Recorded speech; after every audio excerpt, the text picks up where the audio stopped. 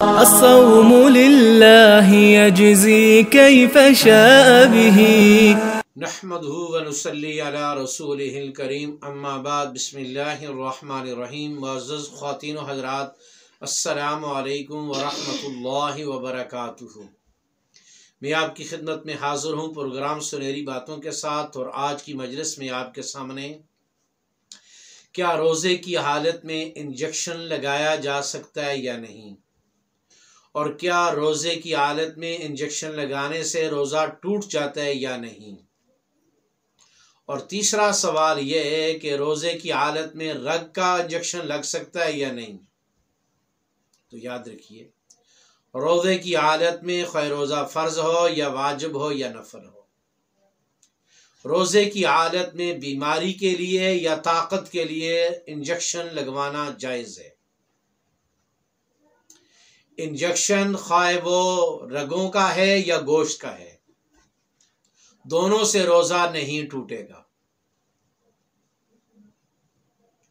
اس لیے روزے کی حالت میں انجیکشن جائز ہے. پہلے یہ سمجھا جائے کہ انجیکشن بعض گوشت میں لگتے ہیں اور بعض رگوں میں لگتے ہیں. رگ کا انجیکشن ہے یا گوشت کا انجیکشن ہے، دونوں سے روزہ نہیں ٹوٹے گا. دوسری بات یہ ہے، طاقت کے لیے لگوایا یا بیماری کے لیے لگوایا، پھر بھی روزہ نہیں ٹوٹے گا. تو لہٰذا روزے کی حالت میں انجیکشن سے روزہ نہیں ٹوٹے گا.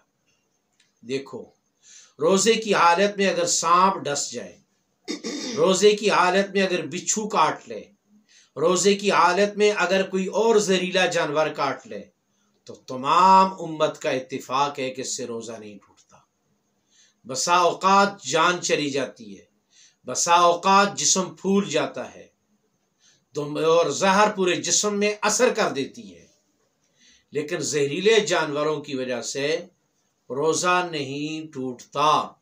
زہریلے جانوروں کے کاٹنے سے جس طرح روزہ نہیں ٹوٹتا، اسی طریقے سے انجیکشن سے بھی روزہ نہیں ٹوٹے گا. لہٰذا انجیکشن خواہ رگ کا ہے یا گوشت کا ہے، دونوں حالتوں میں روزے میں انجیکشن لگ سکتا ہے اور اس سے روزے پہ اثر نہیں پڑے گا. اللہ تعالیٰ میں ان مسائل کو سمجھ کر عمل کی توفیق نصیب فرمائے. السلام علیکم ورحمۃ اللہ وبرکاتہ.